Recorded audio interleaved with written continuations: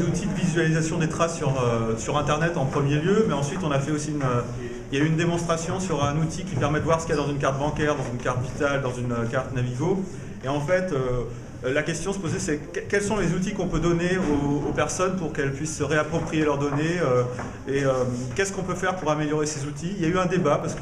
des personnes disaient ouais, c'est bien beau des outils, mais il faut aussi avoir des outils, faire peur aux gens, il faut des outils qui permettent de donner un contrôle aux individus. Et on a aussi essayé de voir quelle est la balance à trouver entre ces deux points-là. On s'est posé la question, pourquoi pas faire travailler la communauté sur ces outils, faire du logiciel libre et avoir des designers qui pourraient venir nous aider à rendre ces outils plus diffusables au monde. Et voilà, la question c'était de savoir, est-ce qu'il faut visualiser les problèmes ou est-ce qu'il faut essayer de faire comprendre qu'il y a aussi des solutions? C'est-à-dire qu'il y a d'un côté, on sait qu'il y a beaucoup de problèmes qui se posent, mais c'est des problèmes complexes à faire passer.